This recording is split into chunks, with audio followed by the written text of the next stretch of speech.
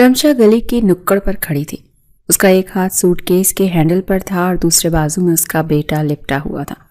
आसमान पर बादल अब भी गहरे थे, मगर उसके अंदर का तूफान थमने का नाम नहीं ले रहा था।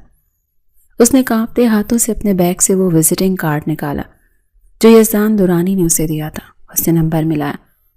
दूसरी घंटी पर ही फ़ोन उठा लिया गया। हेलो यज़दान साहब, मैं रमशा बोल रही हूँ। मैंने घर छोड़ दिया है, मैं इस वक्त गली के बाहर खड़ी हूँ।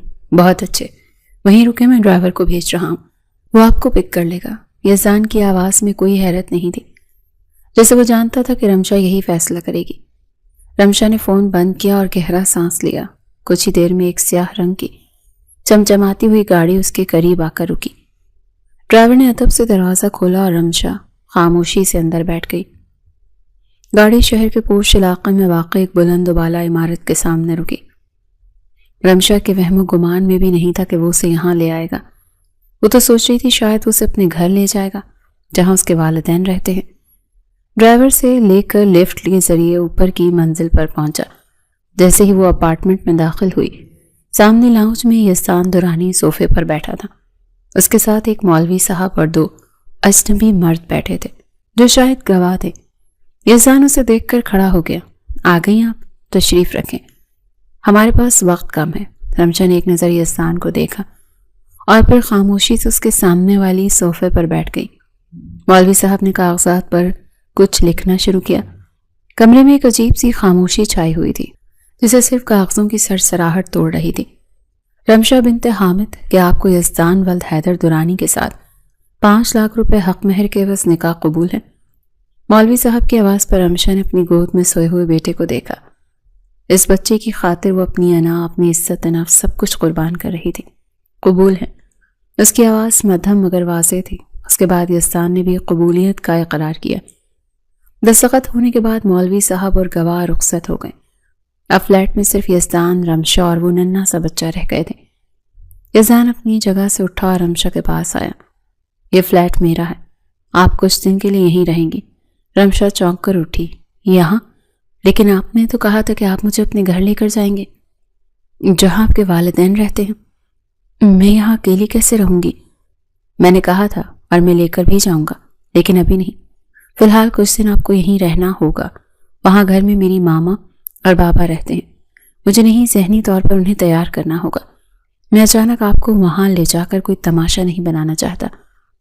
लेकिन सर, मेरा मतलब है यज़दान साहब, अगर आपके बाबा ने पूछा कि आपने मुझसे निकाह क्यों किया, तो आप क्या जवाब देंगे?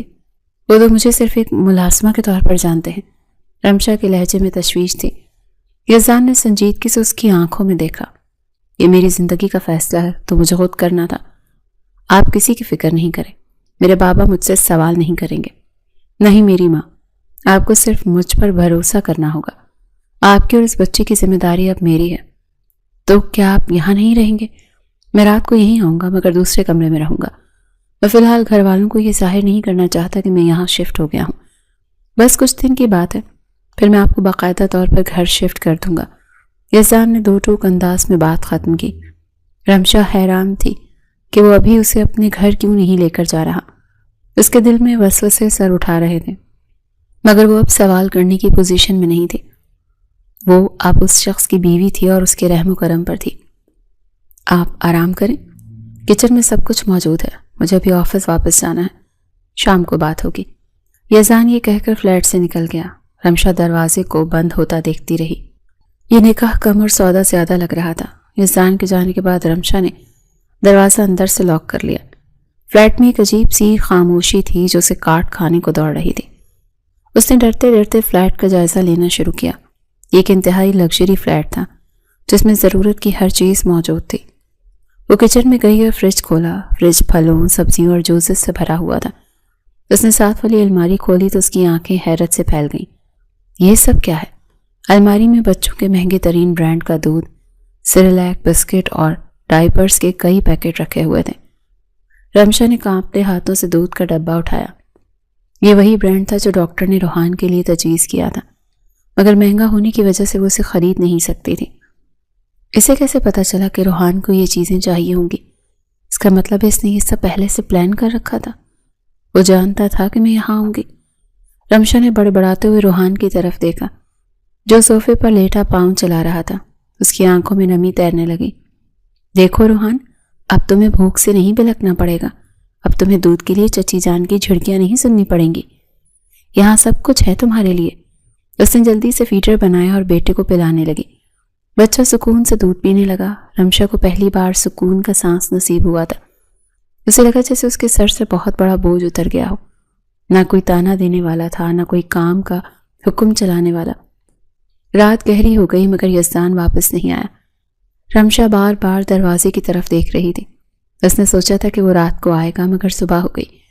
دروازے کی گھنٹی نہیں بجی۔ پہلا دن گزر گیا، پھر دوسرا اور پھر تیسرا دن بھی آ گیا۔ رمشا کا سکون اب تشویش میں بدلنے لگا تھا۔ یہ شخص آخر چاہتا کیا ہے؟ 3 دن ہو گئے ہیں، نہ کوئی فون، نہ کوئی پیغام، نہ ہی خود آیا ہے۔ کیا اس نے مجھے یہاں قید کر دیا ہے؟ رمشا لاؤنج میں ٹہلتے ہوئے خود سے باتیں کر رہی تھی۔ اس کے دل میں وسوسے سر اٹھانے لگے تھے۔ کہیں یہ کوئی چال تو نہیں؟ اس نے مجھ سے نکاح کیا ہے مگر وہ مجھے بیوی مانتا ہی نہیں ہے۔ اگر وہ مخلص ہوتا تو کم از کم خبر گیری کرنے تو آتا، لیکن پھر یہ سارا سامان کیوں؟ اگر اسے پرواہ نہ ہوتی تو وہ میرے بچے کی چھوٹی چھوٹی ضرورت کا خیال کیوں رکھتا؟ وہ الجھن کا شکار تھی۔ ایک طرف یزدان کی بے اعتنائی تھی اور دوسری طرف یہ تمام سہولتیں تھیں۔ وہ سمجھ نہیں پا رہی تھی کہ یزدان درانی اصل میں ہے کیا، ظالم باس یا مسیحا۔ بیٹا مجھے ڈر لگ رہا ہے، یہ خاموشی مجھے خوفزدہ کر رہی ہے۔ ہمیں یہاں لانے کا مقصد کیا ہے؟ اگر اسے شکل بھی نہیں دکھانی تھی تو اس نے روحان کو گود میں اٹھا لیا۔ روحان خوش تھا، پیٹ بھرا ہوا تھا اور وہ اپنی ماں کے چہرے کو دیکھ کر مسکرا رہا تھا۔ رمشا نے اسے سینے سے لگا لیا۔ شکر ہے یہاں کوئی ہمیں ڈانٹنے والا نہیں، کوئی یہ کہنے والا نہیں کہ تم بوجھ ہو، کم از کم یہاں عزت کی روٹی تو مل رہی ہے۔ لیکن یہ رشتہ کیا ہے؟ ایک کاغذ کا ٹکڑا، ایک ڈیل۔ یزدان درانی نے مجھ سے نکاح تو کر لیا مگر وہ میرے ساتھ بالکل بیگانہ ہے۔ وہ میرا شوہر ہے مگر اجنبی ہے۔ شام کے سائے گہرے ہونے لگے۔ رمشا کھڑکی کے پاس کھڑی باہر جلتی ہوئی روشنیوں کو دیکھ رہی تھی۔ شہر روشن تھا مگر اس کے دل میں اندھیرے اور وسوسے ڈیرے ڈال رہے تھے۔ اسے نہیں معلوم تھا کہ یہ 3 دن یزدان نے کیسے گزارے تھے اور وہ اس سے دور کیوں تھا، مگر وہ یہ جان گئی تھی کہ یہ سفر آسان نہیں ہوگا۔ وہ ایک ایسے بندھن میں بندھ چکی تھی جس کا کوئی نام نہیں تھا، جس کی کوئی منزل نہیں دے رہی تھی دکھائی۔ تیسرے دن شام کے وقت دروازے کے لاک میں چابی گھومنے کی آواز آئی۔ رمشا جو صوفے پر بیٹھی روحان کو تھپک رہی تھی چونک کر کھڑی ہو گئی۔ دروازہ کھلا اور یزدان درانی اندر داخل ہوا۔ وہ تھکا ہوا لگ رہا تھا۔ اس کے کوٹ کی آستینیں چڑھی ہوئی تھیں اور ٹائی کی نوٹ ڈھیلی تھی۔ اس نے اندر آتے ہی ایک گہری نظر رمشا اور روحان پر ڈالی۔ السلام علیکم، امید ہے آپ کو یہاں کوئی تکلیف نہیں ہوئی ہوگی۔ یزدان کا لہجہ سپاٹ اور رسمی تھا۔ رمشا نے آگے بڑھ کر ایک گہرا سانس لیا۔ اس کے اندر 3 دن سے جمع ہونے والے سوالات اب باہر آنے کے لیے بے چین تھے۔ وعلیکم السلام۔ تکلیف؟ آپ پوچھ رہے ہیں تکلیف ہوئی یا نہیں؟ آپ مجھے یہاں قید کر کے غائب ہو گئے تھے۔ 3 دن سے میں دیواروں سے باتیں کر رہی ہوں۔ کیا آپ کو ایک بار بھی خیال نہیں آیا کہ میں یہاں اکیلی ہوں؟ میرے ساتھ ایک چھوٹا بچہ ہے، اگر ہمیں کچھ ہو جاتا تو؟ رمشا کی آواز میں شکوہ تھا، ایک ایسا شکوہ جو اس رشتے میں نہیں ہونا چاہیے تھا مگر نکل گیا۔ یزدان نے اطمینان سے جوتے اتارے اور صوفے پر بیٹھ گیا۔ میں جانتا ہوں کہ آپ کے پاس ہر چیز موجود ہے اور ویسے بھی یہ بلڈنگ انتہائی محفوظ ہے، یہاں کچھ نہیں ہو سکتا۔ میں کچھ ضروری انتظامات میں مصروف تھا۔ کون سے انتظامات؟ اور اب آپ یہاں کیوں آئے ہیں؟ آپ کو لینے آیا ہوں۔ تیار ہو جائیں مس رمشا، بلکہ مسز یزدان، آج ہم اپنے گھر جا رہے ہیں۔ یزدان نے فیصلہ سنایا۔ رمشا کے قدم وہیں جم گئے۔ گھر؟ آپ کے والدین کے گھر؟ جی ہاں، وہی میرا گھر ہے اور اب سے آپ کا بھی وہی گھر ہوگا۔ لیکن سر، میرا مطلب ہے یزدان صاحب، کیا وہ لوگ مجھے قبول کر لیں گے؟ میں ایک بیوہ ہوں، ایک بچے کی ماں ہوں۔ آپ نے کہا تھا کہ آپ انہیں منائیں گے، کیا وہ مان گئے ہیں؟ مجھے بہت ڈر لگ رہا ہے، وہ لوگ کیا سوچیں گے کہ آپ نے اچانک شادی کر لی، وہ بھی مجھ جیسی لڑکی سے۔ رمشا کے چہرے پر ہوائیاں اڑ رہی تھیں۔ وہ یزدان کے خاندان کے معیار اور رتبے سے اچھی طرح سے واقف تھی۔ وہ لوگ آسمان پر بسنے والے تھے اور رمشا زمین پر رینگنے والی مخلوق۔ یزدان اٹھ کر کھڑا ہوا اور چلتا ہوا رمشا کے بالکل قریب آیا اور اس کی آنکھوں میں دیکھا۔ اس کی نگاہوں میں ایک عجیب سی سرد مہری تھی۔ آپ کو ڈرنے کی ضرورت نہیں ہے رمشا، آپ کو وہاں کسی کو صفائیاں دینے کی ضرورت نہیں پڑے گی، میں سب سنبھال لوں گا۔ جہاں تک قبول کرنے یا نہ کرنے کی بات ہے تو ایک بات اپنے ذہن میں اچھی طرح سے بٹھا لیں۔ یزدان نے وقفہ لیا، اس کا لہجہ مزید سخت ہو گیا۔ آپ جانتی ہیں نا کہ یہ نکاح صرف ایک کانٹریکٹ ہے، ایک ڈیل ہے، یہ کوئی جذباتی فیصلہ نہیں ہے، نہ ہی یہ کوئی عام شادی ہے۔ ہماری ڈیل طے ہوئی تھی کہ آپ کو چھت چاہیے اور مجھے ایک بیوی کا نام، بس اتنا سا رشتہ ہے ہمارا۔ رمشا کا دل دھک سے رہ گیا۔ وہ خاموشی سے اسے دیکھتی رہی۔ جیسے ہی میرا کام ہوگا، میرا مقصد پورا ہوگا، یہ ڈیل ختم ہو جائے گی، میں آپ کو طلاق دے دوں گا اور آپ آزاد ہوں گی، اور اس ڈیل کے بدلے میں آپ کو اتنا کچھ ملے گا کہ آپ سوچ بھی نہیں سکتے۔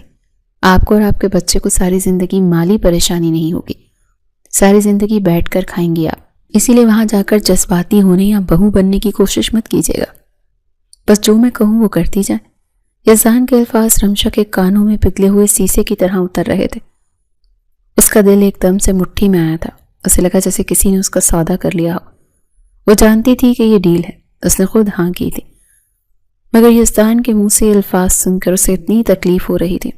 تو کیا میری حیثیت صرف ایک ملازمہ کسی ہے جسے آپ نے کچھ وقت کے لیے کرائے پر لیا ہے؟ رمشا نے بمشکل اپنے آنسو روکے۔ یزدان نے اس کے سوال کو نظر انداز کر دیا۔ حیثیت کا تعین حالات کرتے ہیں۔ اس وقت آپ میری ضرورت ہے اور میں آپ کی مجبوری کا سہارا۔ ہم دونوں ایک دوسرے کا استعمال کر رہے ہیں، اس میں جذبات کی کوئی گنجائش نہیں ہے۔ اگر سچ میں ایک ڈیل طے پائی ہے ہم دونوں کے درمیان تو پھر اسے پروفیشنل طریقے سے نبھائیں۔ یزدان نے گھڑی پر ٹائم دیکھا۔ آپ کے پاس 15 منٹ ہیں، سامان پیک کریں اور نیچے آ جائیں، میں گاڑی میں انتظار کر رہا ہوں۔ وہ حکم دے کر باہر نکل گیا تو رمشا وہیں کھڑی رہ گئی۔ اس کے الفاظ اس کے دماغ میں گونج رہے تھے۔ ساری زندگی بیٹھ کر کھائیں گی آپ۔ کیا اس کی قیمت لگائی جا رہی تھی؟ کیا اس کے جذبات، اس کی عزت نفس کی کوئی وقت ہی نہیں تھی؟ میں کیوں ایسا سوچ رہی ہوں؟ مجھے تو خوش ہونا چاہیے کہ میرے بیٹے کا مستقبل محفوظ ہو جائے گا، لیکن یہ دل کیوں دکھ رہا ہے؟ ابھی تو آغاز ہے، انجام کیا ہوگا؟ اس نے نم آنکھوں سے روحان کو دیکھا جو بھی خبر سو رہا تھا۔ اس نے جلدی سے اپنا سامان سمیٹا۔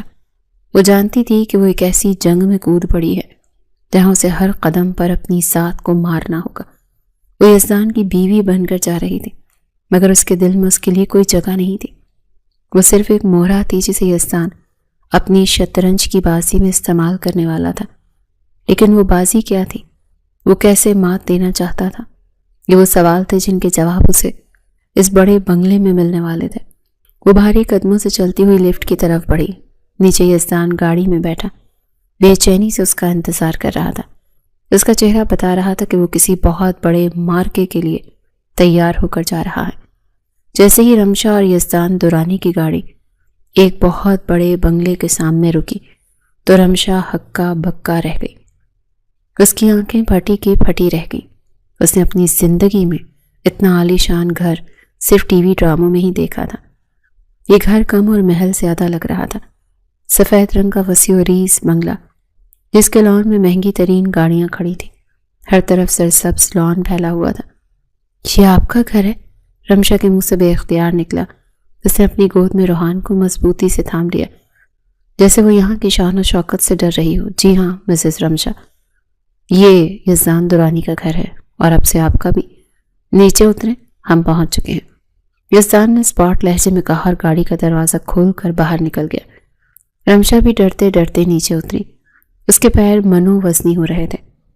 گیٹ پر کھڑے گارڈز نے یزدان کو دیکھتے ہی سیلیوٹ کیا اور تیزی سے بڑا گیٹ کھول دیا۔ رمشا یزدان کے پیچھے پیچھے چل رہی تھی، مگر اس کا دل زور زور سے دھڑک رہا تھا۔ یزدان صاحب بہت گھبرا رہے ہیں، اتنا بڑا گھر اور اتنے بڑے لوگ، میں یہاں کیسے رہ پاؤں گی؟ میں تو ایک بہت معمولی سی لڑکی ہوں۔ میں نے کہا نا کہ اب آپ یزدان دورانی کی بیوی ہیں، کوئی معمولی لڑکی نہیں۔ اپنا سر اٹھا کر چلیں اور اپنے چہرے پر خوف ظاہر مت ہونے دیں۔ مجھے کمزور لوگ پسند نہیں ہیں۔ یزدان نے مڑ کر اسے تنبیہ کی۔ رمشا نے بمشکل سر ہلا کر اپنے دوپٹے کو درست کیا۔ وہ جیسے ہی مین انٹرنس سے اندر داخل ہوئی تو سامنے لاؤنج میں ایک بڑی عمر کی خاتون اور ایک نوجوان لڑکی صوفے پر بیٹھی باتیں کر رہی تھی۔ وہ دونوں کافی ماڈرن لگ رہی تھی۔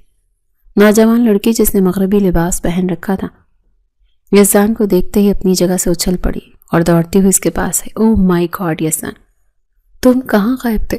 میں پورے 2 دن سے تمہارا انتظار کر رہی ہوں۔ آنٹی بتا رہی تھی تم کسی بزنس ٹرپ پر نہیں ہو، پھر بھی فون بند تھا۔ اور یہ کوئی طریقہ ہے اپنی کزن کو ویلکم کرنے کا؟ میں امریکہ سے اسپیشلی تمہارے لیے آئی ہوں اور تم غائب ہو۔ لڑکی کے لہجے میں اپنائیت اور شکوہ کوٹ کوٹ کر بھرا تھا۔ یہ یزدان کی خالصات کزن نیہا تھی۔ یزدان نے اس کی بات کا کوئی جواب نہیں دیا بلکہ خاموشی سے اسے دیکھتا رہا۔ تبھی صوفے پر بیٹھی یزدان کی والدہ بیگم ثروت بھی اٹھ کر کھڑی ہوئی۔ یزدان بیٹا، یہ کیا طریقہ ہے؟ نیہا پرسوں سے آئی ہوئی اور تم گھر پر نہیں تھے۔ اور یہ تمہارے پیچھے کون ہے؟ یہ لڑکی اور اس کے ہاتھ میں بچہ۔ بیگم ثروت کی نظر جیسے ہی رمشا پر پڑی ان کے ماتھے پر بل پڑ گئے۔ نیہا نے بھی چونک کر یزدان کے پیچھے دیکھا جہاں رمشا سمٹی سمٹائی کھڑی تھی۔ اوہ، مجھے لگتا ہے تم نے کوئی نئی میڈ رکھی ہے روحان کی دیکھ بھال کے لیے۔ لیکن یزدان، تمہیں پتہ ہے نا کہ گھر کے ملازمین کو مین گیٹ سے نہیں بلکہ سرونٹ کوارٹر والے راستے سے لایا جاتا ہے۔ یہ اتنے گندے ہولیے میں یہاں لاؤنج میں کیا کر رہی ہے؟ نیہا نے حقارت سے ناک چڑھاتے ہوئے رمشا کے پرانے کپڑوں اور سادہ ہولیے پر تنقید کی۔ رمشا کا چہرہ شرمندگی سے سرخ ہو گیا۔ وہ زمین میں گڑ جانا چاہتی تھی۔ نیہا اپنی زبان کو لگام دو۔ یزدان کی آواز میں ایسی گرج تھی کہ نیہا ایک دم سے سہم گئی۔ کیا مطلب؟ میں نے غلط کیا کہا؟ دیکھو تو ذرا اس کا حلیہ، بھیک مانگنے والی لگ رہی ہے۔ یہ بھیک مانگنے والی نہیں اور نہ ہی کوئی ملازمہ، تمیز سے بات کرو۔ تو پھر یہ کون ہے؟ اور یہ بچہ کس کا اٹھا لائی ہے؟ یزدان، تم اتنے بھی چیریٹی کرنے والے نہیں تھے کہ سڑک سے اٹھا کر لوگوں کو گھر لے آؤ۔ آنٹی دیکھے نا، یزدان کس قسم کے لوگوں کو گھر میں گھسا لایا ہے۔ نیہا نے بیگم ثروت کی طرف دیکھ کر حمایت طلب کی۔ ہاں بیٹا یزدان، کون ہے یہ لڑکی؟ تم اسے ہمارے گھر کے اندر کیوں لائے ہو؟ اگر اسے کوئی مدد چاہیے تھی تو آفس میں ہی کچھ پیسے دے دیتے۔ بیگم ثروت نے بھی ناگواری سے پوچھا۔ یزدان نے ایک قدم پیچھے ہٹا رمشا کے برابر آ کر کھڑا ہوا۔ اس نے ایک گہری نظر نیہا پر ڈالی اور جو سوالیہ نظروں سے اسے دیکھ رہی تھی۔ یزدان کے چہرے پر ایک فاتحانہ مسکراہٹ ابھری۔ تعارف کروائیں ان سے، یہ مسز رمشا یزدانی دورانی ہے۔ یہ مسز رمشا یزدان دورانی ہے، میری بیوی۔ یزدان کے منہ سے نکلنے والے یہ الفاظ کسی بم کی طرح وہاں گرے تھے۔ نیہا کے چہرے کا رنگ فاق ہو گیا اور بیگم ثروت صوفے پر گرنے والے انداز میں بیٹھ گئیں۔ کیا تم مذاق کر رہے ہو نا یزدان؟ یہ بہت ہی بھونڈا مذاق ہے۔ نیہا کی آواز کانپ رہی تھی۔ اس کی آنکھوں میں یقین اور بے یقینی کی جنگ جاری تھی۔ میں مذاق نہیں کر رہا نیہا، یہ حقیقت ہے۔ میں نے رمشا سے نکاح کر لیا ہے، یہ اب اس گھر کی مالکن ہے اور میری شریک حیات۔ یزدان نے نیہا کی آنکھوں میں آنکھیں ڈال کر اسے وہ وصیت دی جو وہ اسے دینا چاہتا تھا۔ رمشا خاموشی سے یزدان کا چہرہ دیکھ رہی تھی۔ اس وقت وہ یزدان کی نظروں کا پیچھا کر رہی تھی جو صرف اور صرف نیہا پر جمی ہوئی تھی۔ نہیں، یہ نہیں ہو سکتا یزدان، تم ایسا کیسے کر سکتے ہو؟ تم مجھ سے ناراض ہو سکتے ہو لیکن تم ایسی گری پڑی لڑکی سے شادی نہیں کر سکتے۔ یہ تمہارے معیار کی نہیں ہے۔ دیکھو تو صحیح سے، یہ تو تمہارے جوتے کے برابر بھی نہیں۔ نیہا چیخ پڑی تھی۔ اس کا ضبط ٹوٹ چکا تھا۔ میرا معیار کیا ہے یہ اب میں طے کروں گا نیہا۔ رہی بات اس گری پڑی ہونے کی، تو اب یہ یزدان دورانی کے نام کے ساتھ جڑی ہے۔ اس کی عزت اب میری عزت ہے، اسی لیے اپنی زبان سنبھال کر بات کرنا۔ آنٹی، آپ کچھ بولتی کیوں نہیں؟ دیکھیں یزدان کیا کہہ رہا ہے۔ اس نے ہم سب کو بتائے بغیر شادی کر لی، وہ بھی ایسی لڑکی سے۔ نیہا نے روتے ہوئے بیگم ثروت کو جھنجھوڑا۔ بیگم ثروت بھی صدمے میں تھی۔ بیٹا یزدان، یہ تم کیا غضب کر رہے ہو؟ ہمیں خبر تک نہیں ہونے دی۔ اور یہ بچہ کس کا ہے؟ بیگم ثروت کی نظر رمشا کی گود میں موجود روحان پر گئی۔ نیہا بھی نفرت سے بچے کو دیکھا۔ ہاں، یہ بچہ کس کا ہے؟ کیا یہ بیوہ یا طلاق یافتہ؟ تم نے ایک بچے کی ماں سے شادی کر لی؟ تمہیں مجھ میں 1000 کیڑے نظر آتے تھے اور خود ایک ایسی عورت کو لے آئے جو اپنے ساتھ ناجائز اولاد لائی ہے۔ نیہا، یزدان نے نیہا پر ہاتھ اٹھانے کے لیے ہاتھ بلند کیا مگر رک گئی۔ رمشا کی آنکھوں سے آنسو بہ نکلے۔ اس کے کردار پر انگلی اٹھائی جا رہی تھی اور وہ خاموش کھڑی تھی۔ یہ بچہ، رمشا کچھ کہنے ہی لگی تھی کہ یزدان نے اس کی بات کاٹ دی۔ اس نے ایک قدم آگے بڑھایا اور نیہا کے بالکل سامنے جا کر کھڑا ہوا۔ یہ بچہ میرا بیٹا ہے، روحان یزدان دورانی۔ رمشا نے جھٹکے سے سر اٹھا کر یزدان کو دیکھا۔ وہ کیا کہہ رہا تھا؟ وہ تو جانتا تھا کہ یہ بچہ اس کا نہیں ہے، لیکن یزدان کے چہرے پر بلا کا اعتماد تھا۔ وہ نیہا کو مکمل طور پر توڑنا چاہتا تھا۔ تمہارا بیٹا؟ مطلب تم نے اس عورت کے ساتھ شادی سے پہلے؟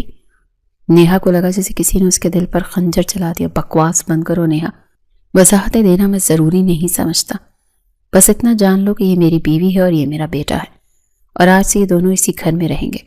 جسے اعتراض ہے وہ یہ گھر چھوڑ کر جا سکتا ہے۔ یزدان نے حتمی فیصلہ سنا۔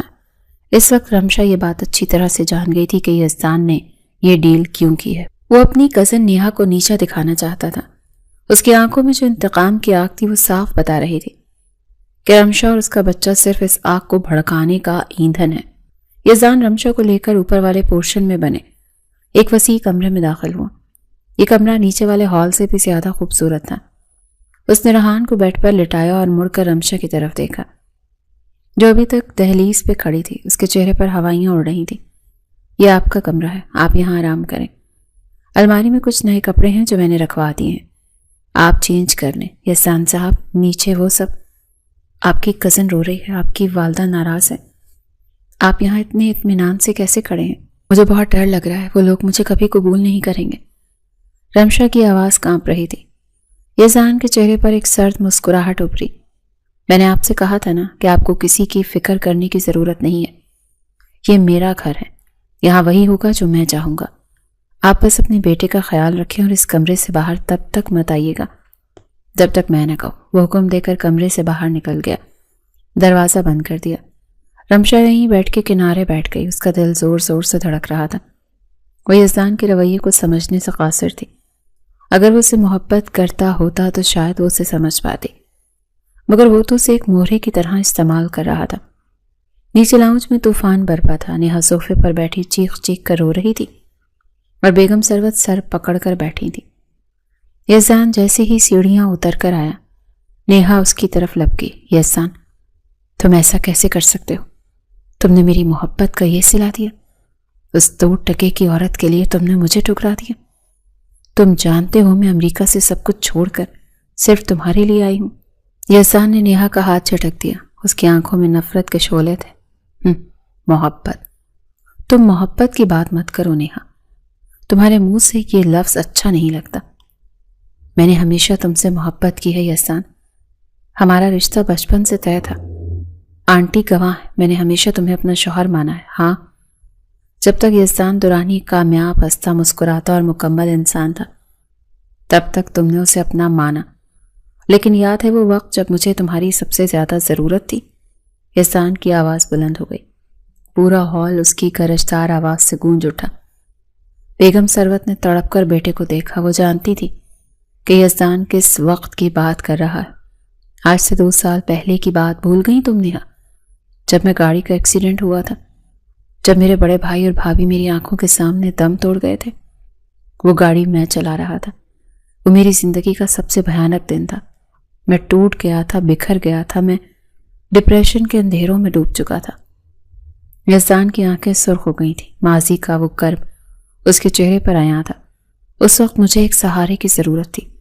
مجھے لگا تھا کہ تم میرا ہاتھ تھامو گی، میرے زخموں پر مرہم رکھو گی، مگر تم نے کیا کیا؟ تم نے مجھے چھوڑ دیا۔ تم نے کہا تھا تم ایک زندہ لاش کے ساتھ زندگی نہیں گزار سکتی۔ نیہا کا رونا تھم گیا۔ وہ شرمندگی اور خوف سے یزدان کو دیکھ رہی تھی۔ نہیں یزدان، میں ڈر گئی تھی، تم بات نہیں کرتے تھے، تم ہر وقت خاموش رہتے تھے، میں گھبرا گئی تھی، تم گھبرا کر بھاگ گئی تھی۔ یاد ہیں تمہارے وہ الفاظ؟ تم نے کہا تھا کہ تم ایک نامکمل شخص ہو یزدان، تم اپنے خیالوں میں رہتے ہو، نہ تم مسکراتے ہو نہ ہنستے ہو، تمہارے جیسے شخص کے ساتھ میں اپنی زندگی برباد نہیں کر سکتی، میرے لیے کوئی مکمل شخص ڈھونڈ لو۔ یہ الفاظ تم نے کہے تھے نا؟ یزدان نے ایک ایک لفظ چبا کر ادا کیا۔ وہ الفاظ آج بھی اس کے سینے میں تیر کی طرح پیوست تھے۔ میں نے مذاق میں کہہ دیا تھا یزدان، میرا وہ مطلب نہیں تھا۔ تمہارا وہی مطلب تھا۔ تم نے اپنی ماں کو بھی منع کروا دیا تھا کہ یزدان کے لیے رشتہ نہ مانگے۔ تم جانتی تھی کہ ہمارے گھر میں صف ماتم بچھی ہے، میں بھائی اور بھابھی کو موت کے غم سے نڈھال ہوں، اور تم نے عین اسی وقت مجھے اپنی زندگی سے نکال باہر کیا۔ یزدان نے طنزیہ ہنسی ہنسی۔ اور اب جب یزدان درانی دوبارہ اپنے پیروں پر کھڑا ہو گیا ہے، جب وہ بزنس ٹائکون بن گیا ہے، تو تم واپس آ گئی۔ تمہیں لگا میں تمہارا انتظار کر رہا ہوں؟ نہیں نیہا، نہیں نیہا، یزدان درانی اپنا بدلہ لینا نہیں بولتا، تو تم نے یہ سب مجھے جلانے کے لیے کیا؟ تم نے اس جاہل گنوار عورت سے شادی صرف مجھے نیچا دکھانے کے لیے کی؟ تم اس سے محبت نہیں کرتے ہیں نا؟ بتاؤ مجھے، نیہا نے امید کی آخری کرن کے طور پر پوچھا۔ یزدان نے بیگم ثروت کی طرف دیکھا جو خاموشی سے یہ سب سن رہی تھی۔ ماں جب شادی کر لی ہے تو کر لی ہے، جو مجھے پسند تھی اس سے میں نے شادی کر لی، اور نیہا تم اپنے لیے کوئی مکمل شخص ڈھونڈ لو۔ میں تو آج بھی وہی نامکمل یزدان ہوں جسے تم ٹھکرا کر گئی تھی۔ میں نہیں مانتی، یہ شادی نہیں ہو سکتی، تم صرف غصے میں ہو یزدان۔ میں یہیں رہوں گی اور دیکھوں گی یہ شادی کتنے دن چلتی ہے۔ نیہا نے پیر پٹکتے ہوئے کہا اور اپنے کمرے کی طرف بھاگ گئی۔ بیگم ثروت نے افسوس سے بیٹے کو دیکھا۔ یزدان، نیہا نے غلط کیا تھا، میں مانتی ہوں، لیکن بیٹا تم نے جو کیا وہ بھی ٹھیک نہیں ہے۔ تم نے انتقام کی آگ میں اپنی زندگی داؤ پر لگا دی۔ وہ لڑکی کون ہے، اس کا بیک گراؤنڈ کیا ہے، اور وہ بچہ، تم سچ کہہ رہے ہو وہ تمہارا بیٹا ہے؟ یزدان اپنی ماں کے قریب آئے اور ان کے کاندھے پر ہاتھ رکھا۔ ماں، میں نے جو بھی کیا ہے سوچ سمجھ کر کیا ہے۔ آپ بس اتنا جان لیں کہ وہ میری بیوی ہے اور وہ بچہ میرا بیٹا ہے۔ میں چاہتا ہوں کہ آپ اسے وہی عزت دیں جو گھر کی بہو کا حق ہے۔ رمشا اوپر کھڑی سیڑھیوں کی ریلنگ سے لگی یہ سب کچھ سن رہی تھی۔ اس کے پیروں تلے سے زمین نکل گئی تھی۔ اب وہ سمجھی تھی کہ یزدان نے اس کے ساتھ نکاح کیوں کیا تھا۔ وہ تو صرف ایک مہرہ تھی جسے یزدان نے اپنی کزن سے بدلہ لینے کے لیے استعمال کیا تھا۔ تو یہ حقیقت ہے، اس نے مجھ سے شادی صرف نیہا کو چلانے کے لیے کی ہے۔ اس کے دل میں میرے لیے کوئی ہمدردی تھی اور نہ ہی کوئی جذبہ۔ میں تو بس اس کے انتقام کا ذریعہ ہوں۔ رمشا کی آنکھوں سے آنسو گر کر اس کے گالوں پر بہنے لگے۔ اسے اپنی بے وقتی کا احساس شدت سے ہوا۔ وہ واپس کمرے میں آئی اور روحان کو سینے سے لگا کر رونے لگی۔ وہ ایک ایسی جنگ کا حصہ بن گئی تھی جس میں جیت کسی کی بھی ہو، ہارنا اسے ہی تھا۔ صبح کے ناشتے کی میز پر ایک عجیب سی خاموشی چھائی ہوئی تھی۔ نیہا نے سر درد کا بہانہ بنا کر ناشتہ کمرے میں ہی منگوا لیا، جبکہ بیگم ثروت خاموشی سے چائے پی رہی تھی۔ یزدان آفس جانے کے لیے تیار ہو کر آیا تو اس نے ملازموں کو ہدایت کی کہ رمشا اور بچے کا ناشتہ اوپر کمرے میں پہنچا دیا جائے۔ وہ ابھی نکلنے ہی والا تھا کہ حیدر درانی نے اسے روک لیا۔ یزدان رک جاؤ، مجھے تم سے کوئی بہت ضروری بات کرنی ہے۔ بابا جان، مجھے آفس کے لیے دیر ہو رہی ہے، ہم شام کو بات کر لیں گے۔ بات ابھی ہوگی یزدان، تم نے جو کل طوفان کھڑا کیا ہے اس کے بعد میں خاموش نہیں رہ سکتا۔ میرے اسٹڈی روم میں آؤ۔ حیدر درانی کا لہجہ سخت تھا۔ یزدان نے گہری سانس لی اور باپ کے پیچھے چل دیا۔ اسٹڈی روم میں پہنچ کر حیدر درانی اپنی کرسی پر بیٹھ گئے، جبکہ یزدان ان کے سامنے کھڑا رہا۔ یہ لڑکی رمشا ہے، وہی رمشا جو ہمارے آفس میں بطور اسسٹنٹ کام کرتی ہے، جسے میں نے خود ہائر کیا تھا۔ جی بابا جان، یہ وہی ہے۔ تو پھر یہ ڈرامہ کیا ہے یزدان؟ وہ لڑکی 5 مہینے پہلے ہمارے آفس آئی تھی، اس کا انٹرویو میں نے لیا تھا۔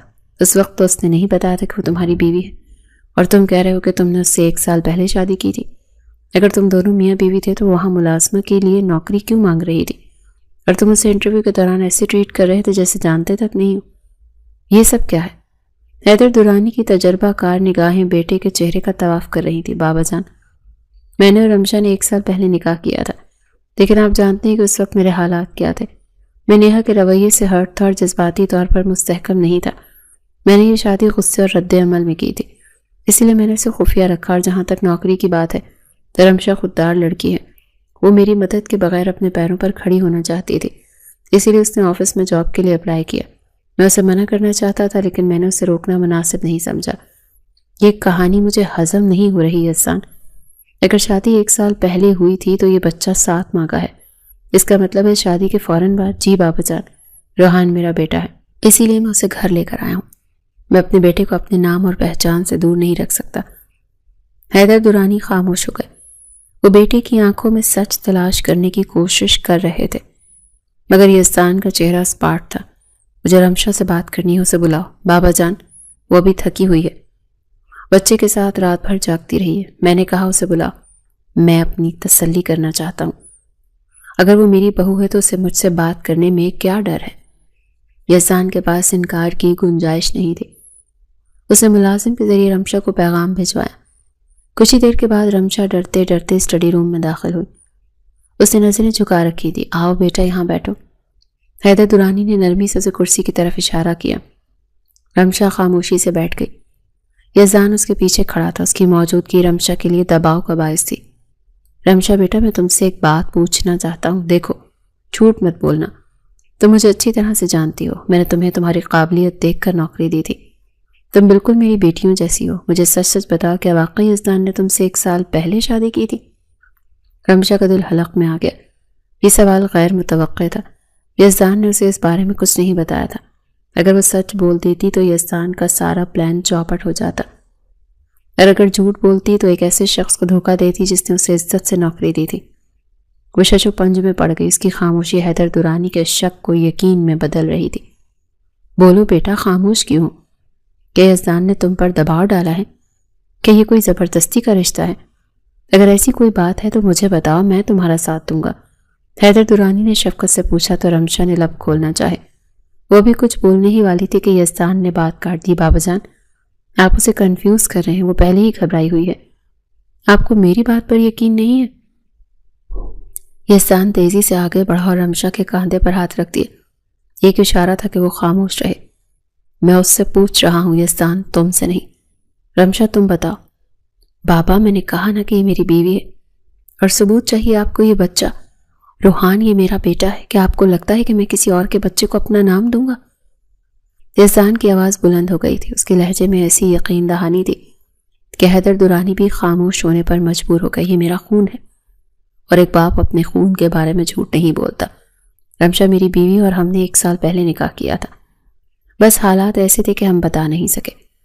یزدان کی الفاظ سن کر رمشا تو ہکا بکا رہ گئی. وہ پھٹی پھٹی آنکھوں سے یزدان کے چہرے کی طرف دیکھ رہی تھی. کیا یہ سب کچھ وہ بدلے کی آگ میں کر رہا ہے؟ اس انتقام کے لیے اس نے ایک معصوم بچے کو بھی نہیں بخشا. تو اس نے روحان کو اپنا بیٹا کہہ دیا تاکہ اپنی جھوٹی کہانی کو سچ ثابت کر سکے. اگر یہ تمہارا بیٹا ہے یزدان تو پھر تم سے اسے اتنے مہینے چھپا کر کیوں رکھا؟ حیدر درانی نے آخری سوال کیا. کیونکہ میں صحیح وقت کا انتظار کر رہا تھا، اور مجھے لگتا ہے کہ اب وہ وقت آ گیا ہے. نیہا کی واپسی نے مجھے احساس دلایا کہ مجھے اپنے ماضی سے نکل کر حال میں جینا چاہیے. روحان میرا حال ہے اور میرا مستقبل بھی.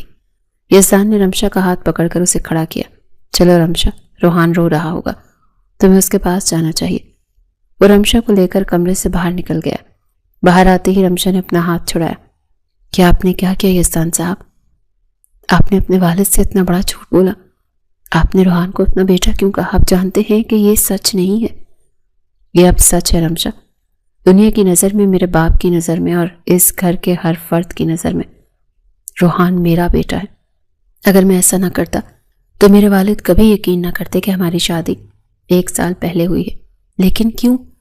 آپ کو یہ جھوٹ بولنے کی کیا ضرورت تھی؟ تاکہ اس گھر میں تمہیں اور روحان کو وہ عزت ملے جس کی تم حقدار ہو. اگر میں کہتا کہ کل شادی کی ہے اور بچہ 7 ماہ کا ہے تو لوگ سوال اٹھاتے، تمہارے کردار پر انگلیاں اٹھتی. میں اپنی بیوی اور بچے کی تذلیل برداشت نہیں کر سکتا، چاہے وہ رشتہ صرف ایک ڈیل ہی کیوں نہ ہو. یزدان کی بات سن کر رمشا خاموش ہو گئی. اسے سمجھ نہیں آ رہی تھی کہ یزدان کا شکریہ ادا کرے یا اس کی چالاکی پر ماتم. یہ شخص ایک لمحے میں ظالم لگتا تھا اور دوسرے ہی لمحے مسیحا. یزدان وہاں سے اٹھ کر ساتھ والے کمرے میں جا چکا تھا. اگلے دن دوپہر کا وقت تھا. روحان گہری نیند سو رہا تھا. رمشا نے موقع غنیمت جانا اور شاور لینے باتھ روم چلی گئی. اسے گئے ہوئے بھی کچھ ہی دیر ہوئی تھی کہ روحان کی آنکھ کھل گئی. بچے نے ماں کو پاس نہ پا کر رونا شروع کر دیا. پہلے تو وہ آہستہ آہستہ رویا، مگر پھر اس کی آواز بلند ہو گئی. ساتھ والے کمرے میں یزدان اپنے لیپ ٹاپ پر کچھ ضروری کام کر رہا تھا. دیوار کے پار سے آتی بچے کی مسلسل چیخیں اس کے کام میں خلل ڈال رہی تھی. اس نے بیزاری سے لیپ ٹاپ بند کیا. یہ رمشا کہاں ہے؟ بچہ اتنا رو رہا ہے اور اسے آواز ہی نہیں آ رہی. وہ بڑبڑاتا ہوا اپنی جگہ سے اٹھا. اس کا خیال تھا کہ وہ جا کر رمشا کو آواز دے گا، مگر جب وہ کمرے میں داخل ہوا تو وہاں کوئی نہیں تھا. باتھ روم سے پانی گرنے کی آواز آ رہی تھی، جس کا مطلب تھا کہ رمشا شاور لے رہی ہے. بیڈ پر روحان کا رو رو کر برا حال ہو چکا تھا. اس کا چہرہ سرخ ہو گیا تھا اور سانس اکھڑ رہی تھی. یزدان ایک لمحے کے لیے ٹھٹکا. اسے بچوں کو سنبھالنے کا کوئی تجربہ نہیں تھا، مگر روحان کی حالت دیکھ کر اس کا دل پسیج گیا. وہ آگے بڑھا اور جھکتے ہوئے اس ننھے وجود کو اپنے بازوں میں اٹھا لیا. چپ ہو جاؤ بچے، کیا ہوا ہے؟ کیوں اتنا شور مچا رکھا ہے؟ اس نے روحان کو کاندھے سے لگایا اور اسے ہلکے ہلکے تھپکنے لگا. عجیب بات تھی کہ یزدان کی گود میں آتے ہی روحان کی آواز مدھم پڑ گئی. یزدان کمرے میں ٹہلنے لگا۔ رمشا جیسے ہی شاور لے کر باہر نکلی تو سامنے کا منظر دیکھ کر حیران رہ گئی۔ یزدان درانی، وہ سخت گیر اور مغرور شخص، اس کے بیٹے کو گود میں اٹھائے اسے بہلا رہا تھا۔ رمشا کے گیلے بالوں سے پانی ٹپک رہا تھا اور وہ دروازے میں ہی جم کر رہ گئی تھی۔ یزدان کی نظر جیسے ہی رمشا پر پڑی اس کے ماتھے پر بل پڑ گئے۔ وہ میں بس نکلنے ہی والی تھی۔ رمشا نے ہڑبڑا کر کہا، کب سے رو رہا ہے روحان اور تمہیں خبر ہی نہیں ہے؟ ایک ماں ہو کر اتنی لاپرواہی کیسے کر سکتی ہو؟ اگر میں نہ آتا تو اس کا سانس ہی بند ہو جاتا۔ نہ جانے کیوں یزدان درانی نے اسے سختی سے الفاظ کہے تھے۔ اس کے لہجے میں غصہ تھا، مگر وہ غصہ رمشا کی ذات کے لیے نہیں بلکہ روحان کی تکلیف کے لیے تھا۔ رمشا کو ڈانٹ کھانے کے باوجود یزدان کے الفاظ بہت اچھے لگے تھے۔ اسے پہلی بار احساس ہوا کہ یزدان صرف دکھاوے کے لیے نہیں بلکہ سچ میں روحان کا خیال رکھتا ہے۔ رمشا تیزی سے آگے بڑھی، لائیں مجھے دیں، شاید بھوکا ہے۔ رمشا نے اس کے ہاتھ سے اپنے بیٹے روحان کو لے لیا، لیکن اس کا بیٹا روحان چپ کرنے کا نام ہی نہیں لے رہا تھا۔ وہ ماں کی گود میں جا کر مزید مچلنے لگا۔ رمشا پریشان ہو گئی، چپ ہو جاؤ میرے بچے، دودھ پی لیا تھا، پھر کیوں رو رہے ہو؟ یزدان وہیں کھڑا بغور بچے کو دیکھ رہا تھا۔ اس نے رمشا کی پریشانی محسوس کی۔ مجھے دکھاؤ۔ یزدان نے دوبارہ آگے بڑھ کر بچے کے ماتھے پر ہاتھ رکھا اور پھر اس کا پیٹ چھوا۔ پتہ نہیں کیوں روئی جا رہا ہے، مجھے لگ رہا ہے اس کو کہیں درد ہے، دیکھو اس کا پیٹ سخت ہو رہا ہے، شاید ہاضمے کا مسئلہ ہے۔ یزدان درانی کے یوں اپنے بیٹے کے لیے فکر مند ہوتا دیکھ کر رمشا کو اس شخص پر بے تحاشا پیار آیا تھا جو اس کے بچے کا سگا باپ نہیں تھا، جسے اس بچے سے کوئی خونی رشتہ نہیں تھا، لیکن چاہے دوسروں کو جلانے کے لیے ہی صحیح اس کو اپنا نام دے کر اس کے بارے میں اتنا فکر مند بھی ہو رہا تھا۔ لیکن اس وقت کوئی نیہا یہاں پر موجود نہیں تھی جس کو وہ جلا رہا تھا۔ وہ جانتی تھی یہ صرف اس کا احساس ہے، یہ یزدان کی اصل شخصیت ہے جو اپنے سخت خول کے پیچھے چھپائے رکھتا ہے۔ میں ابھی ڈاکٹر کو کال کرتا ہوں، تم تیار ہو جاؤ، مجھے چیک اپ کے لیے لے کر جائیں گے، میں رسک نہیں لے سکتا۔ یزدان نے جیب سے فون نکالا، لیکن یزدان صاحب چھوٹی موٹی بات ہوگی، آپ کیوں تکلیف کرتے ہیں؟ یہ تکلیف نہیں، ذمہ داری ہے رمشا، وہ اب میرا بیٹا کہلاتا ہے، اس کی تکلیف میری تکلیف ہے، جلدی کرو، یزدان نے حتمی لہجے میں کہا اور ڈاکٹر کا نمبر ملانے لگا۔ رمشا نم آنکھوں سے اس شخص کو دیکھتی رہی جو اس کے لیے ایک مسیحا بن کر آیا تھا۔ اس کے دل میں یزدان کے لیے عزت اور محبت کا ایک نیا بیج بویا جا چکا تھا۔ یزدان درانی اسی وقت روحان کو لے کر اسپتال گیا تھا۔ ڈاکٹرز نے معائنہ کرنے کے بعد بتایا بچے کے پیٹ میں معمولی انفیکشن کی وجہ سے درد ہے اور فکر کی کوئی بات نہیں ہے۔ یزدان نے جس طرح ڈاکٹر سے سوالات کیے اور روحان کو سنبھالا، یہ سب دیکھ کر رمشا کے دل میں اس کے لیے عزت مزید بڑھ گئی تھی۔ وہ شخص جو دنیا کے لیے پتھر تھا، ایک بچے کے لیے موم بن چکا تھا۔ اگلی صبح گھر کا ماحول بالکل بدل چکا تھا۔ نیہا اپنا سامان پیک کر کے نیچے لاؤنج میں کھڑی تھی۔ تم جا رہی ہو نیہا؟ یزدان نے سیڑھیوں سے اترتے اسے دیکھا، اس کے لہجے میں کوئی روک ٹوک نہیں تھی۔ ہاں یزدان، میں واپس جا رہی ہوں، میں یہاں تمہاری خوشیوں کو نظر لگانے نہیں آئی تھی، مجھے لگا تھا کہ شاید تم اب بھی میرا انتظار کر رہے ہو، لیکن میں غلط تھی۔ تمہاری زندگی تو مکمل ہو چکی ہے اور میں اس میں فالتو ہوں۔ نیہا نے ایک نظر اوپر کھڑی رمشا پر ڈالی اور پھر بنا کوئی مزید بات کیے دروازے سے نکل گئی۔ اس کے جانے کے بعد گھر میں ایک عجیب سا سکون ہو گیا تھا۔ شام کو یزدان جلدی گھر آ گیا تھا۔ وہ سیدھا رمشا کے کمرے میں آیا۔ رمشا روحان کو کھلونوں سے بہلا رہی تھی۔ یزدان کو دیکھ کر وہ کھڑی ہو گئی تھی۔ نیہا جا چکی ہے مس رمشا، یزدان نے خبر سنائی اور صوفے پر بیٹھ گیا۔ رمشا کا دل دھک سے رہ گیا۔ وہ جانتی تھی کہ نیہا کے جانے کا کیا مطلب ہے۔ جی میں نے دیکھا انہیں جاتے ہوئے، اور آپ یہ بھی جانتے ہیں کہ ہماری ڈیل اس وقت تک تھی جب تک نیہا یہاں پر تھی۔ میرا مقصد پورا ہو چکا، اس نے دیکھ لیا کہ میں اپنی زندگی میں خوش ہوں اور اب وہ کبھی واپس نہیں آئے گی۔ یزدان کے الفاظ رمشا کے کانوں میں خطرے کی گھنٹی کی طرح بجے۔ جانتی ہوں سر، لیکن اب کیا ہوگا؟ اب یہ ڈیل ختم ہونے والی ہے۔ آپ کو میں نے جو کہا تھا وہ وعدہ پورا کروں گا، آپ کو مالی طور پر مستحکم کر دوں گا اور آپ آزاد ہوں گی۔ رمشا کی آنکھوں میں خوف کے سائے لہرا گئے۔ لیکن میں کہاں جاؤں گی یزدان صاحب؟ میرا کوئی گھر نہیں ہے، چچا کے گھر واپس جا نہیں سکتے، وہاں میرے لیے کوئی جگہ نہیں ہے۔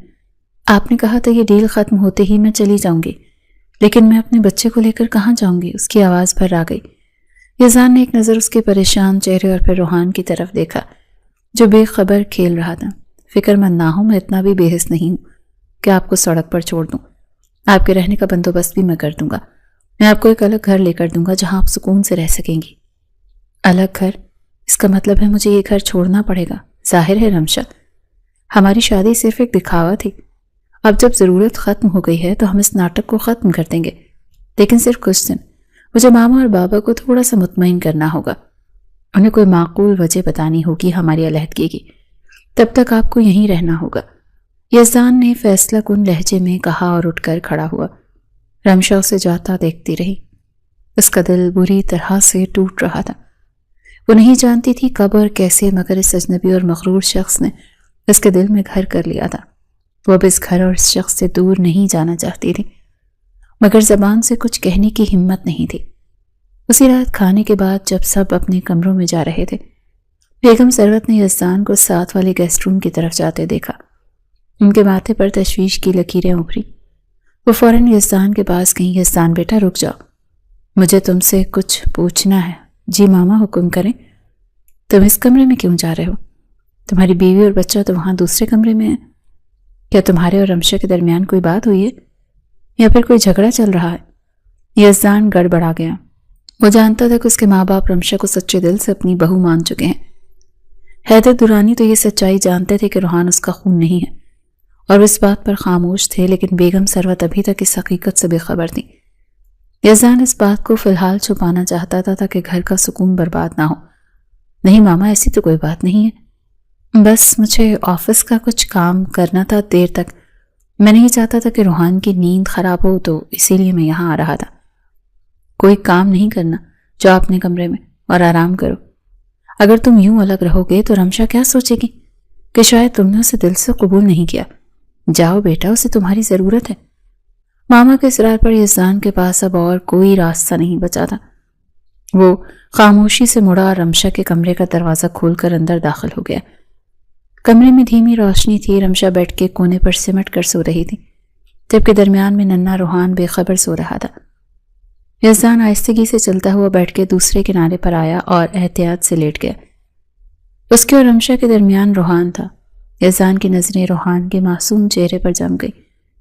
یہ بچہ جس کا اس سے کوئی خونی رشتہ نہیں تھا، آج اسے اپنی جان سے زیادہ عزیز لگ رہا تھا۔ نہ جانے کیوں آج اسے اس پر بہت پیار آیا۔ اس نے جھک کر ایک نرم بوسہ اس کے گال پر دیا، پھر اس کی نظر ساتھ ہی لیٹی رمشا پر گئی۔ وہ نیند میں بھی اداس لگ رہی تھی۔ اس کا معصوم اور خوبصورت چہرہ پریشانی کی عکاسی کر رہا تھا۔ یزدان کے دل میں ایک ٹیس اٹھی، میں کیوں اس لڑکی کو چھوڑ دینا چاہتا ہوں؟ کیا میں نے اس کو ایک کھیل سمجھ لیا ہے؟ اپنی کزن، اپنی پہلی محبت کو نیچا دکھانے کے لیے میں نے اس لڑکی کی زندگی سے کھیل لیا۔ کیا میری تربیت ایسی تھی؟ کیا میں یزدان درانی اتنا گر چکا ہوں کہ کسی کی مجبوری کا فائدہ اٹھا کر اسے استعمال کرے اور پھر ٹیشو پیپر کی طرح پھینک دے؟ اس نے خود سے یہ سوال کیا۔ اس کا ضمیر اسے ملامت کر رہا تھا۔ اسی لمحے شاید یزدان کی موجودگی کے احساس سے رمشا کی آنکھ کھل گئی۔ وہ ایک دم سے ہڑبڑا کر اٹھ بیٹھی۔ اپنے سامنے یزدان درانی کو بیڈ پر لیٹے دیکھ کر وہ حیران رہ گئی تھی۔ اسے اپنی آنکھوں پر یقین نہیں آیا۔ آپ یہاں؟ ہاں، یہ میرا کمرہ ہے، میں یہاں نہیں آ سکتا کیا؟ یزدان نے کروٹ بدل کر اسے دیکھا۔ آ سکتے ہیں، میں نے کب منع کیا؟ لیکن آپ تو یہاں سوتے نہیں نا، آپ تو ساتھ والے کمرے میں سوتے ہیں۔ آج سے میں یہیں سوؤں گا رمشا۔ ماما کو شک ہو رہا ہے، وہ پوچھ رہی تھی کہ میں الگ کیوں سوتا ہوں۔ میں انہیں مزید شک میں نہیں ڈال سکتا۔ اوہ، تو یہ مجبوری ہے۔ رمشا نے افسردگی سے سر جھکا لیا۔ ویسے بھی کچھ دن کی تو بات ہے، میرے یہاں پر پھر آپ کا کمرہ خالی ہو جائے گا اور آپ کو یہ ڈرامہ نہیں کرنا پڑے گا۔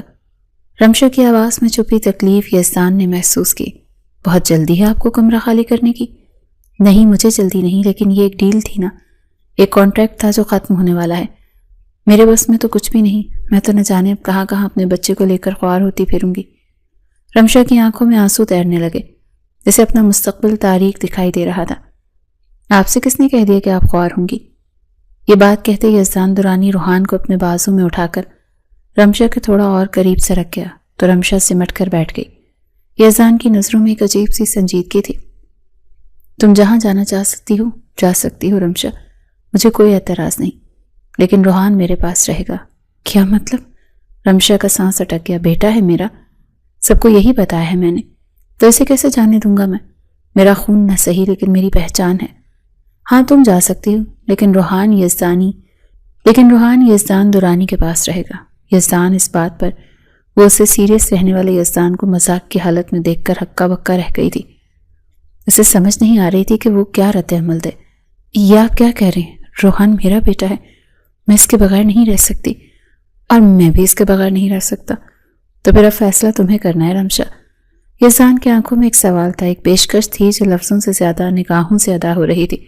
تو رمشا نے تڑپ کر کہا۔ اس کی آنکھوں میں خوف تھا۔ یزدان نے اس کے چہرے کو غور سے دیکھا، جہاں اسے کھونے کا ڈر واضح تھا۔ ٹھیک ہے، تمہارا بیٹا ہے، میں کب انکار کر رہا ہوں، لیکن میں یہ کہہ رہا ہوں کہ کیا ایسا نہیں ہو سکتا رمشا کہ جو شادی صرف ایک ڈیل تھی، ایک کانٹریکٹ تھا، اس کو ہم سچ ثابت کر دیں؟ رمشا ساکت رہ گئی۔ اس نے یزدان کی طرف دیکھا جس کی آنکھوں میں آنسو ڈگمگا رہے تھے۔ شاید یہ سالوں کا اکیلا پن اور تنہائی تھی جس نے اسے اندر تک توڑ دیا تھا، اور آج وہ اس ٹوٹ پھوٹ کا مداوع رمشا کی صورت میں مانگ رہا تھا۔ یزدان کا لہجہ التجائی تھا۔ کیا ہم اس جھوٹے رشتے کو ایک سچے اور ہمیشہ رہنے والے بندھن میں تبدیل نہیں کر سکتے؟ کیا تم میری بیوی بن کر ہمیشہ میرے ساتھ نہیں رہ سکتی؟ رمشا نے ایک نظر اس کی بھیگی آنکھوں میں دیکھا اور بولی، میں بھی نہیں جانا چاہتی یزدان، پلیز مجھے اپنے آپ سے دور مت کیجیے گا، میں ہمیشہ آپ کے ساتھ رہنا چاہتی ہوں، میں محبت کرتی ہوں آپ سے۔ رمشا کا اقرار سن کر یزدان کے چہرے پر ایک پرسکون مسکراہٹ پھیل گئی، تو رمشا کی آنکھوں سے آنسو بہہ نکلے۔ میں نے آج تک بہت دکھ سہے ہیں یزدان، میں نے سنا ہے صبر کرنے والوں کو بہت کچھ ملتا ہے۔ کیا میرے صبر کے بدلے اللہ میاں مجھے آپ نہیں دے سکتے؟ کیا میری قسمت میں صرف ٹھوکریں لکھی ہیں؟ نہیں رمشا، تمہارے صبر کا صلہ تمہیں مل چکا ہے، اب کوئی تمہیں مجھ سے دور نہیں کر سکتا۔ یزدان نے جذباتی ہو کر اسے اپنے سینے سے لگا لیا۔ وہ دونوں ایک دوسرے کے حصار میں تھے اور ان کے درمیان حائل تمام غلط فہمیاں اور فاصلے سمٹ چکے تھے۔ ابھی یزدان نے اسے خود سے لگایا ہی تھا کہ گود میں لیٹا روحان اچانک مچلنے لگا اور زور زور سے رونے لگا۔ شاید وہ ماں اور باپ کے درمیان اپنی جگہ تنگ ہونے پر احتجاج کر رہا تھا۔ تو یزدان نے فوراً رمشا کو چھوڑا اور ہنستے ہوئے روحان کو اٹھا لیا۔ شرارتی بچے، ذرا سی تمہاری ماں میرے قریب کیا آئی، تم نے تو واویلا ہی مچا دیا، کیا تمہیں ابھی سے حسد ہو رہا ہے؟ یزدان کی بات پر رمشا کھل کھلا کر ہنس پڑی۔ یہ رات ان دونوں کی محبت کی سب سے خوبصورت رات تھی، جس میں ان دونوں کی محبت کی تکمیل ہوئی تھی۔ اب ان کے درمیان کوئی ڈیل، کوئی کانٹریکٹ نہیں تھا، بلکہ ایک سچا اور پاکیزہ رشتہ تھا۔ اگلے چند دنوں میں ہی یزدان نے اپنے والدین کو اعتماد میں لے لیا تھا۔ اس نے اپنی ماں اور باپ کو سچ بتا دیا کہ روحان اس کا سگا بیٹا نہیں بلکہ رمشا کے پہلے شوہر کی نشانی ہے، لیکن اس کے ساتھ اس نے یہ عہد بھی کیا تھا کہ وہ روحان کو اپنے سگے بیٹے سے بڑھ کر چاہے گا۔ بابا جان، یہ میرا خون نہیں لیکن یہ میرے دل کا ٹکڑا ہے، میں اسے یزدان درانی کا نام دوں گا اور اس کی پرورش بالکل ویسے کروں گا جیسے ایک باپ کرتا ہے۔ حیدر درانی اور بیگم ثروت نے بیٹے کے اس فیصلے پر فخر محسوس کیا۔ انہوں نے رمشا اور روحان کو کل دل سے قبول کر لیا تھا۔ یزدان نے اپنا وعدہ سچ کر دکھایا، اس نے روحان کی پرورش ایک سگے باپ کی طرح کی، اور رمشا کو وہ عزت اور محبت تھی جس کی وہ ہمیشہ سے منتظر تھی۔ نیہا کو بھی جب یہ خبر ملی تو وہ حیران رہ گئی۔ وہ جانتی تھی کہ یزدان انا پرست ہے، لیکن آج اسے احساس ہوا تھا کہ یزدان دورانی کے سخت خول کے اندر احساس کے ساتھ ساتھ ایک بہت بڑا دل بھی دھڑکتا ہے۔